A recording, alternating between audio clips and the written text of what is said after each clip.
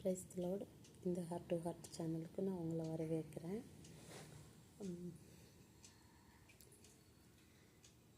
ஏன்டா ஏன் அப்படி நினைக்கிற? எனக்கு ஏன் இந்த கஷ்டம் வந்துச்சு?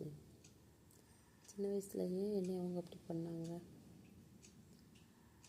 ஒருவேளை சின்ன வயசில் என்னை அவங்க தொடாமல் இருந்திருந்தாங்கன்னா என் மனசு பாதிக்கப்பட்டிருக்காதுல்ல.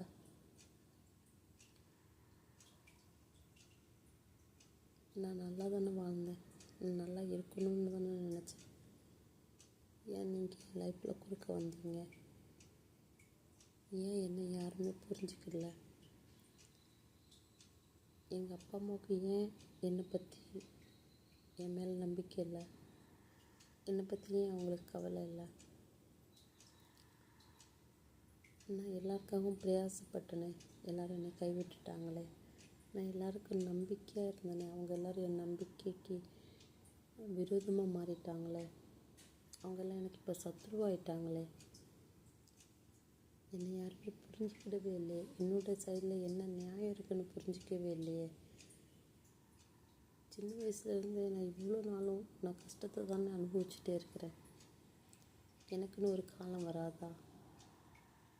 என் வாழ்க்கைக்கு ஒரு விடிவு காலமே இல்லையா? என்னுடைய நியாயத்தை நான் யார்கிட்ட போய் சொல்லுவேன்?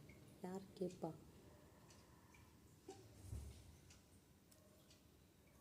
நான் நல்லவளாக வாழணும்னு நினச்சேனே, நான் நல்லவளாக வாழ்ந்தேனே. ஆனால் ஒரு யாரோ ஒருத்தவங்க பண்ண மிஸ்டேக்குனால என் பேர் கெட்டு பேர் ஆகிட்டேன். என்னை கெட்டவான்னு சொல்கிறாங்களே, என்னுடைய நடத்தை சரியில்லைன்னு சொல்கிறாங்களே, நான் ரொம்ப ஆட்டிடியூடான பொண்ணுன்னு சொல்கிறாங்களே. என்னோடய சைடில் உள்ள நியாயத்தை யாரும் புரிஞ்சிக்க மாட்டேங்காங்களே. அப்படி தானே நினச்சிட்டே இருக்கிறீங்க? அப்படி தானே நினைக்கிறீங்க?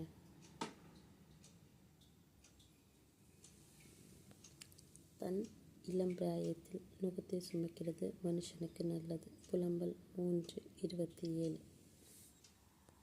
யார் நம்மளை புரிஞ்சுக்கணும்? யாருமே ஒன்றை புரிஞ்சுக்க வேண்டாம். யாருமே நம்மளை புரிஞ்சிக்கவே வேண்டாம். கடவுள் இருக்கார். நீ உன்னுடைய மனசாட்சிக்கும் உனக்கு நல்லவளாக நீ இருந்துட்டன்னா அந்த கடவுள் உன் கூட தான் இருக்கார், உன் பக்கத்தில் தான் இருக்காங்க. நீ ஏன் தூரமாக தேடிகிட்டே இருக்கிற? அவர் ரொம்ப உன்னை நேசிக்கிறார். உன் லைஃப்பில் பிரைட்டான ஒரு ஃப்யூச்சர் இருக்குது. நீயும் நானும் அதை பார்க்க போகிறோம்.